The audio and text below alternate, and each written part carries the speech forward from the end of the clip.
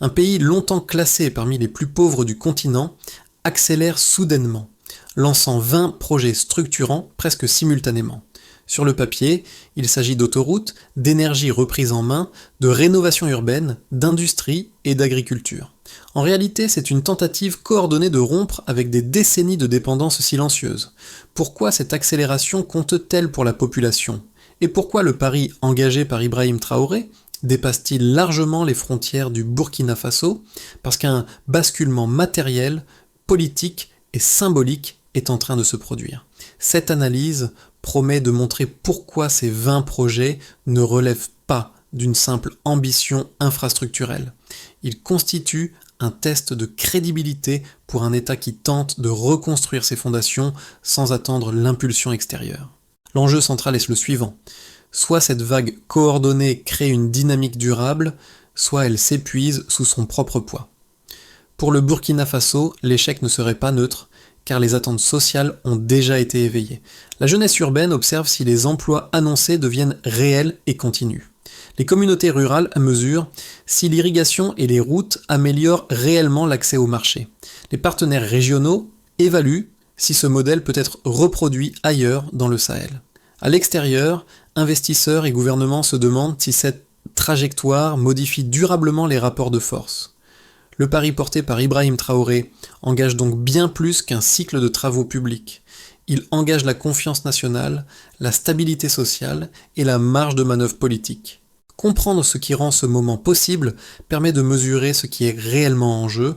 Le point décisif n'est pas le nombre de projets, mais leur synchronisation. Pour la première fois, le Burkina Faso tente de transformer simultanément transport, énergie, industrie, agriculture et ville, au lieu de les traiter séparément.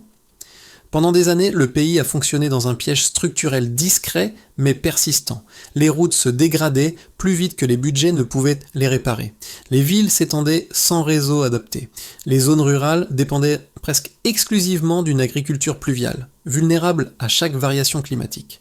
Dans le même temps, l'économie importait carburant, céréales et biens de consommation, provoquant une sortie continue de devises sans renforcement équivalent de la base productive nationale. Lorsque Ibrahim Traoré accède au pouvoir, l'État n'est pas en effondrement. Les services publics existent encore, mais leur fonctionnement repose sur une machinerie usée par des décennies de dépendance à l'aide extérieure, aux cycles de financement à court terme et aux opérateurs étrangers.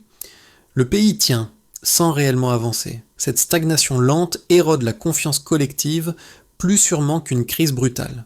Ce qui distingue la période actuelle n'est donc pas la gravité des problèmes déjà connus, mais la rupture avec le rythme ancien.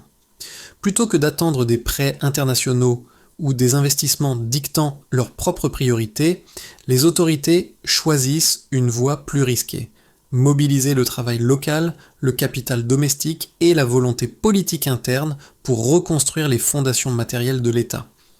Ce choix n'est pas purement idéologique. Les dirigeants identifient une faiblesse centrale, la fragmentation. Les routes ne relient pas les centres de production. L'énergie échappe au contrôle national.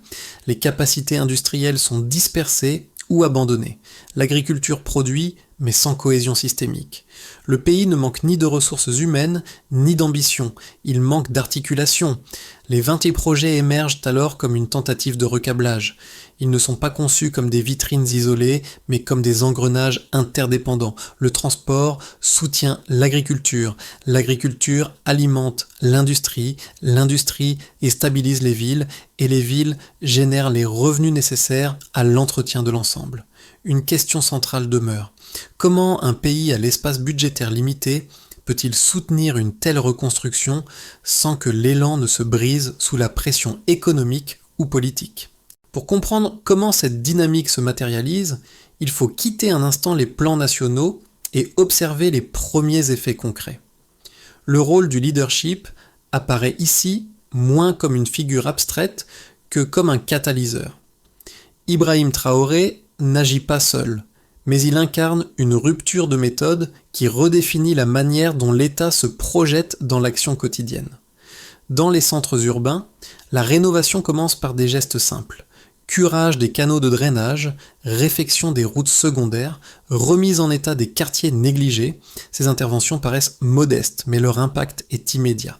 Des rues praticables facilitent les échanges, des réseaux d'eau fonctionnels réduisent les perturbations saisonnières. La ville redevient un espace prévisible, condition essentielle pour toute activité économique durable.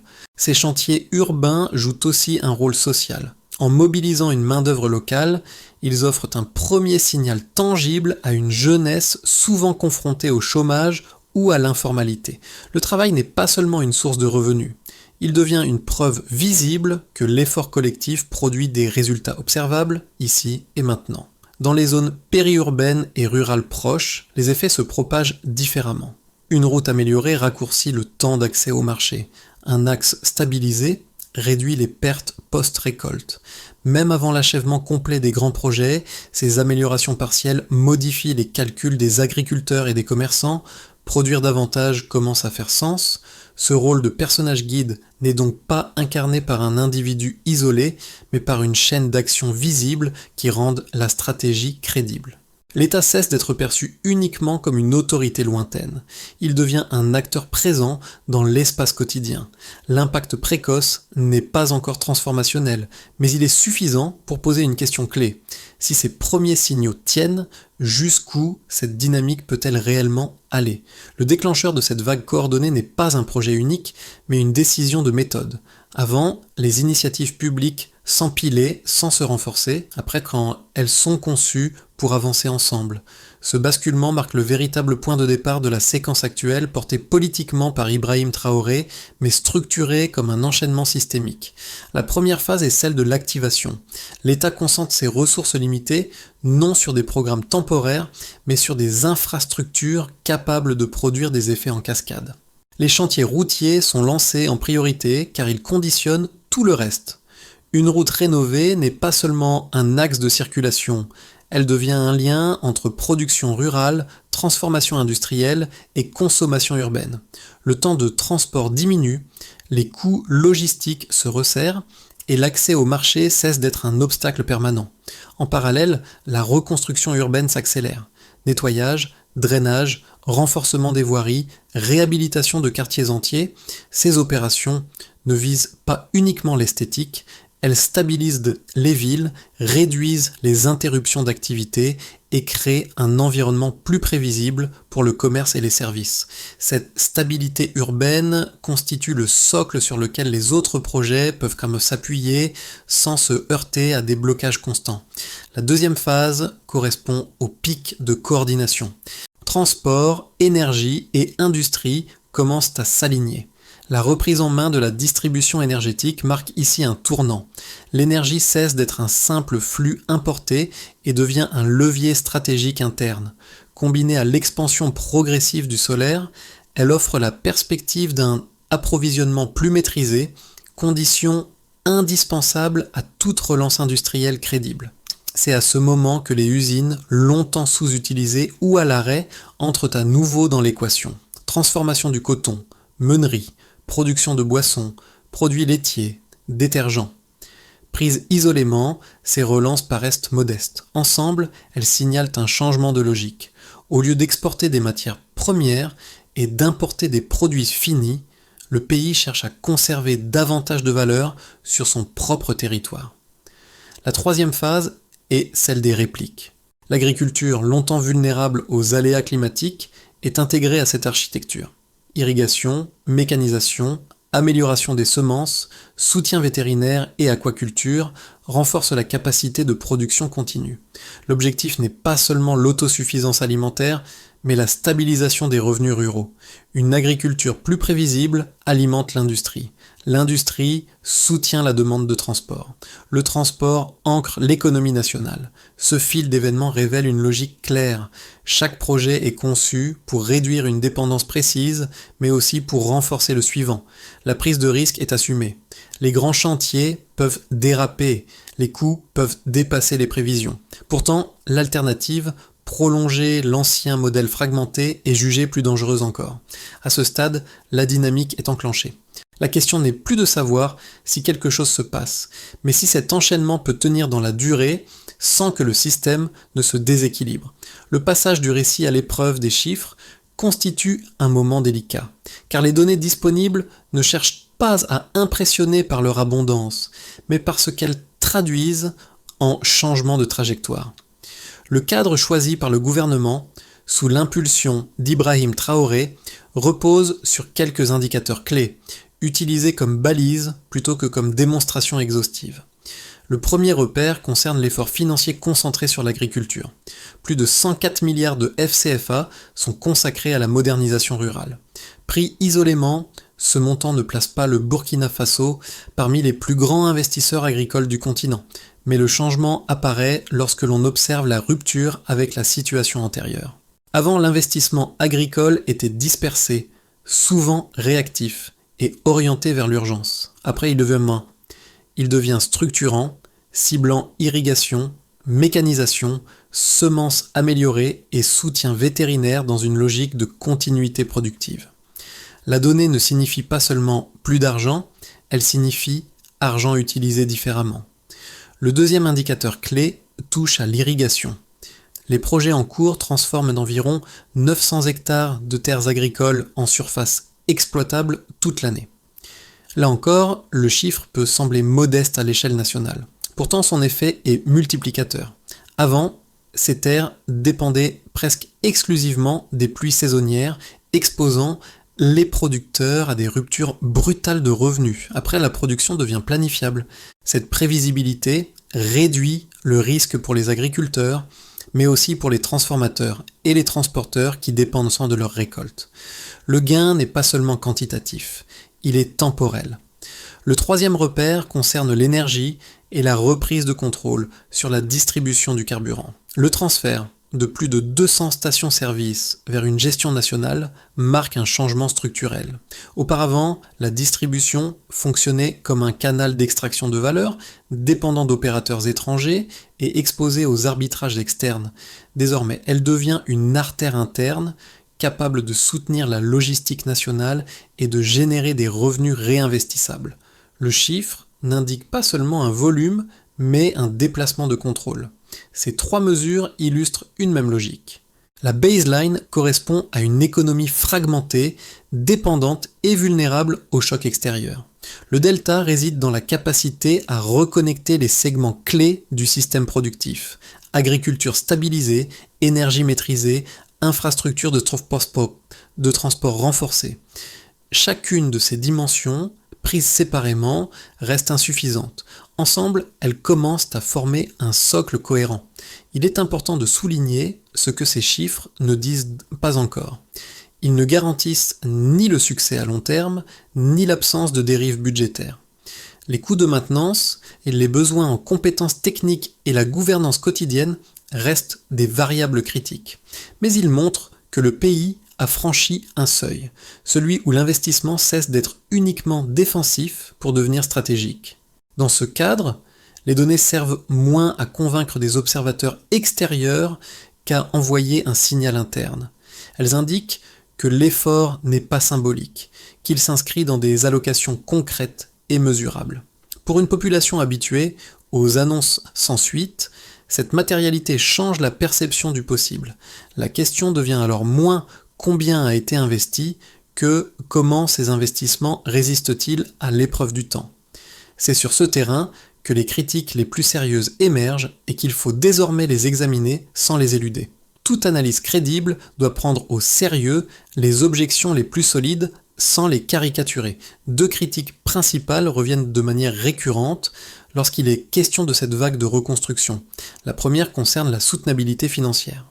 Les sceptiques soulignent qu'un pays à l'espace budgétaire limité, confronté à des besoins sociaux immédiats et à des contraintes sécuritaires, prend un risque élevé en lançant autant de projets simultanément. Selon cet argument, la concentration des ressources sur des infrastructures lourdes pourrait assécher les marges de manœuvre à court terme. En cas de choc externe, climatique ou économique, l'État pourrait se retrouver avec des chantiers inachevés, des coûts d'hommes de maintenance élevés et une population déçue, par des promesses trop ambitieuses. La seconde objection porte sur la capacité d'exécution. Concevoir un système cohérent est une chose, le faire fonctionner dans la durée en est une autre. Les critiques rappellent que routes, centrales énergétiques, usines et réseaux d'irrigation exigent une gestion rigoureuse, des compétences techniques rares et une coordination administrative constante. Dans ce cadre, la moindre défaillance dans un segment peut fragiliser l'ensemble. Une énergie instable pénalise l'industrie. Des routes mal entretenues annulent les gains logistiques.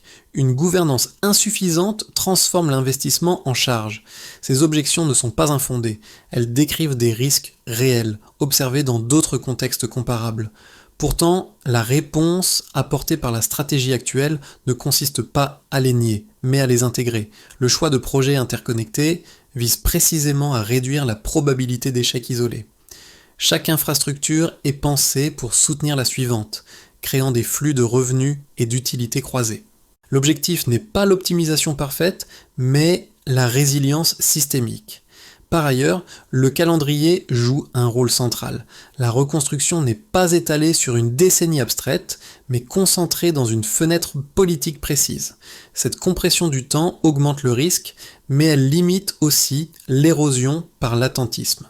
Sous l'impulsion d'Ibrahim Traoré, le pari implicite est que l'inertie prolongée coûterait plus cher que l'erreur contrôlée.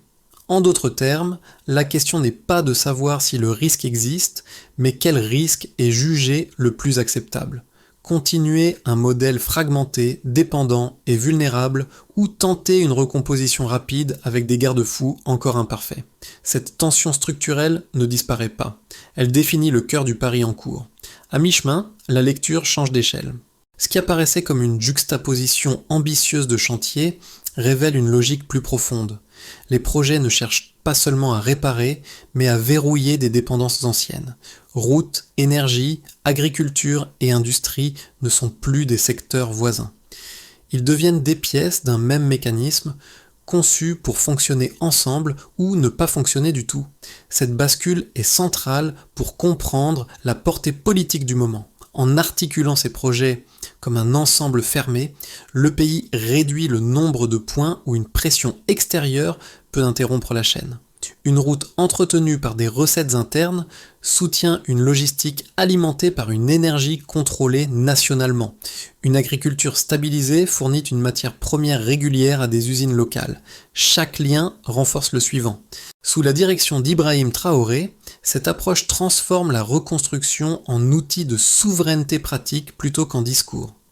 La nouveauté ne réside pas dans chaque projet pris séparément, mais dans leur synchronisation délibérée. Ce choix crée une inertie nouvelle. Arrêter un élément devient coûteux car il fragilise tout l'ensemble. Cette révélation de mi-parcours éclaire aussi le risque. Un système intégré amplifie les gains quand il fonctionne, mais il amplifie aussi les faiblesses. La question n'est donc plus seulement celle de la faisabilité technique, mais de la capacité à maintenir l'équilibre. C'est ici que les conséquences concrètes commencent à se faire sentir, différemment selon les acteurs concernés. Lorsque l'on observe les effets de cette reconstruction intégrée, les conséquences apparaissent différemment selon les acteurs, mais elles convergent vers un même point, la réduction progressive des vulnérabilités structurelles. Pour l'État, les entreprises, les citoyens et l'environnement régional, les changements ne sont pas abstraits. Ils se traduisent par des ajustements concrets dans les marges de décision quotidiennes. Pour l'État, le premier impact est budgétaire et opérationnel. Des routes entretenues par des systèmes de péage internes, une distribution de carburant sous contrôle national et une production énergétique diversifiée modifient la gestion des ressources publiques. Cela ne supprime pas les contraintes financières, mais cela réduit la dépendance à des financements conditionnels. L'administration gagne en prévisibilité. Elle peut planifier l'entretien, prioriser les investissements et négocier avec des partenaires extérieurs depuis une position moins exposée. Sous l'orientation impulsée par Ibrahim Traoré, cette capacité accrue devient un levier politique autant qu'économique. Pour les entreprises locales, les effets sont plus immédiats. Une logistique plus fiable réduit les coûts de transport et les délais. L'accès à une énergie plus stable permet de relancer ou d'étendre des unités de transformation qui restaient jusque-là marginales. Meuneries, agroalimentaire, textiles ou produits de consommation trouvent un environnement légèrement moins risqué pour investir. Le changement est graduel mais décisif. Produire localement cesse d'être une option fragile pour devenir une stratégie viable. La valeur ajoutée commence à circuler à l'intérieur du pays au lieu de s'échapper systématiquement. Du côté des citoyens, les conséquences se lisent d'abord dans l'emploi et la perception du futur. Les chantiers absorbent une main-d'œuvre jeune, urbaine comme rurale. Ces emplois ne résolvent pas tous les problèmes sociaux, mais ils modifient le rapport au temps. Travailler sur une route, une usine ou un réseau d'irrigation crée un lien tangible avec un projet collectif. En milieu rural, l'accès à l'irrigation et à des infrastructures fonctionnelles permet de planifier une saison entière de production. Cette prévisibilité réduit l'exode forcé et renforce le sentiment de contrôle sur les conditions de vie. À l'échelle régionale, les effets sont plus subtils mais stratégiques. Un pays qui entretient ses propres routes sécurise son approvisionnement énergétique et stabilise son système alimentaire devient plus difficile à influencer par la contrainte économique. Les partenaires adaptent leur posture. Les critiques recalculent quand leur levier. Les voisins observent, certains avec prudence, d'autres avec intérêt. Le modèle burkinabé commence à être perçu non comme une exception idéologique, mais comme une expérience potentiellement reproductible dans le Sahel. Ces conséquences ne sont ni uniformes, ni irréversibles.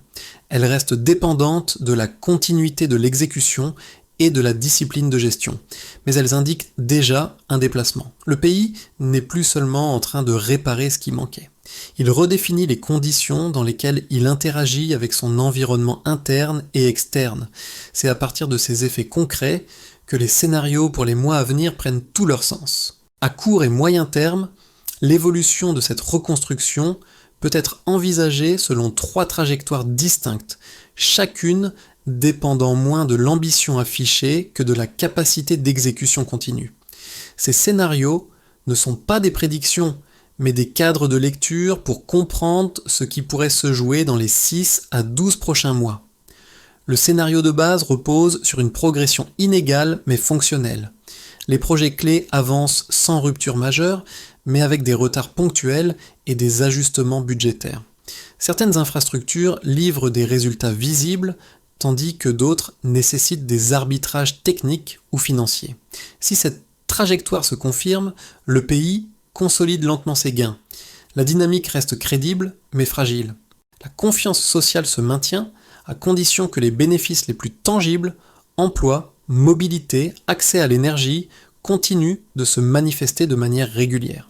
Le scénario optimiste suppose une coordination plus fluide que prévu. Les chantiers structurants atteignent rapidement un seuil de fonctionnement, générant des effets de levier mesurables. Les routes réduisent effectivement les coûts logistiques. L'énergie stabilisée soutient l'industrie naissante. L'agriculture irriguée alimente les chaînes de transformation locales. Dans ce cas, l'effet multiplicateur s'accélère.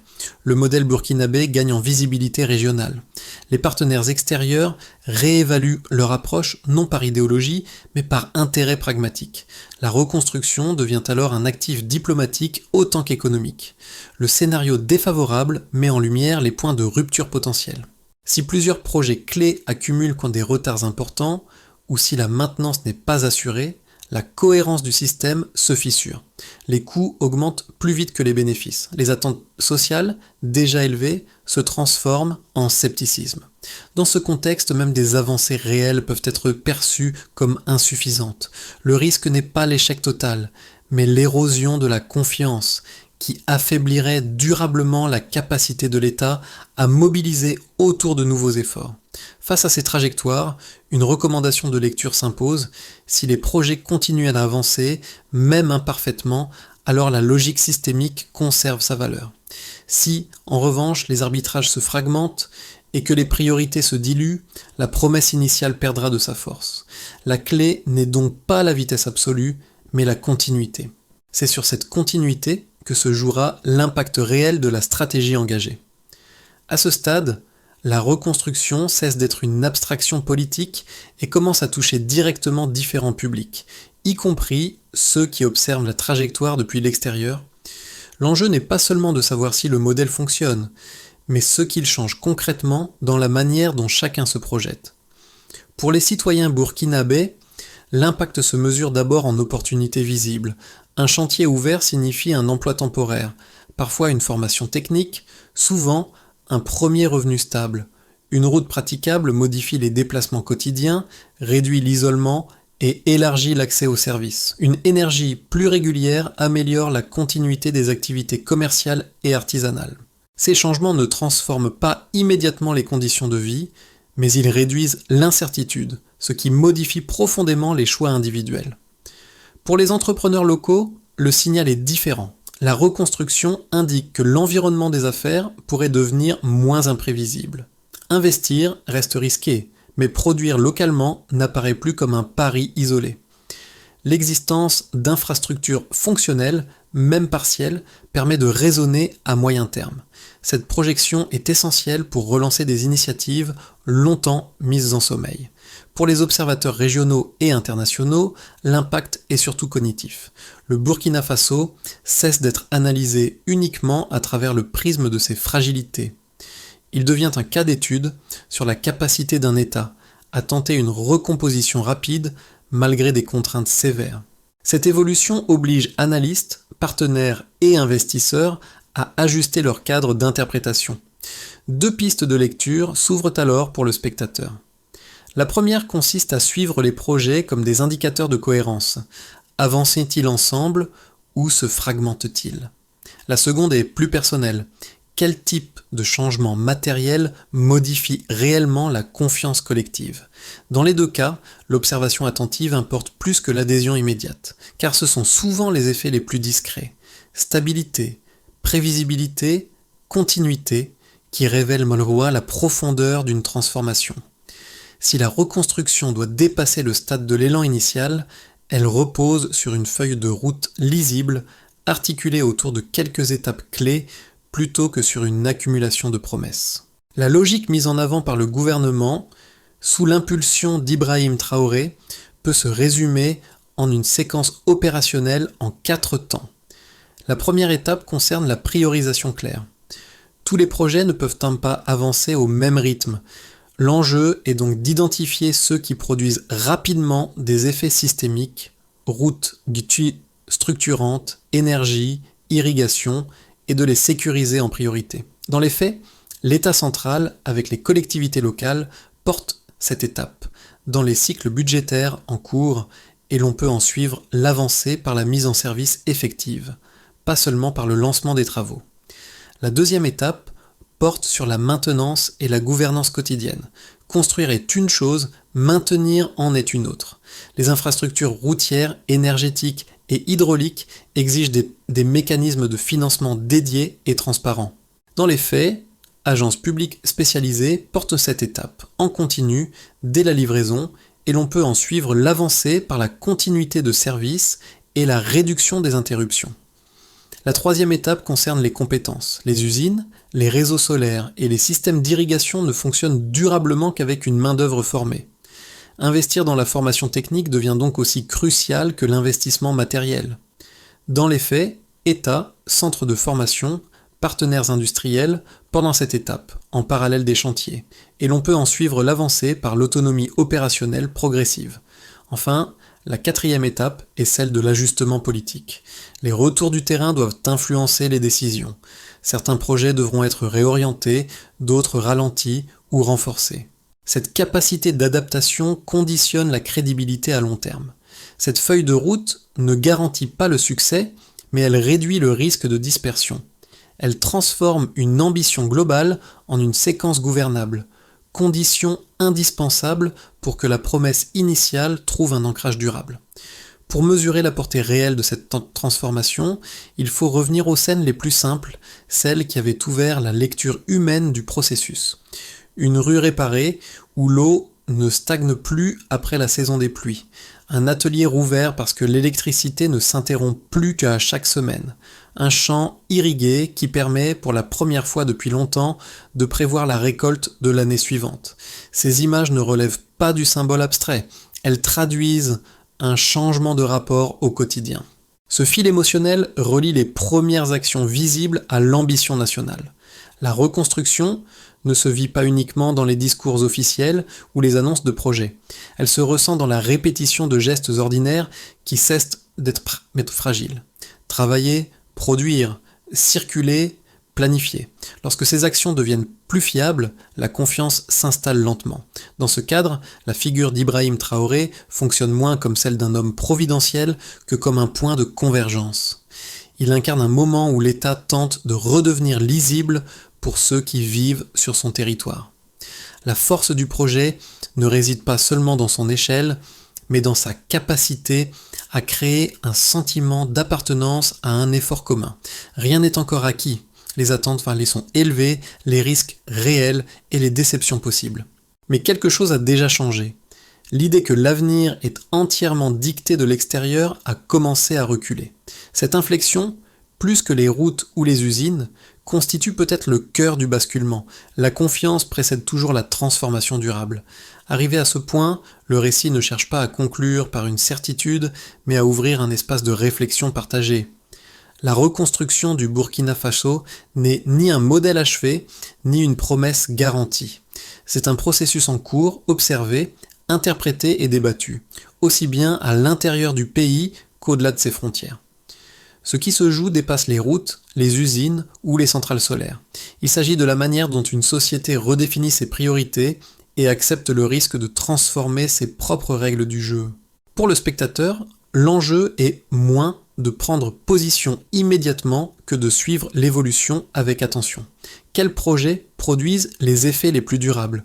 Où les tensions apparaissent-elles entre ambition et capacité réelle?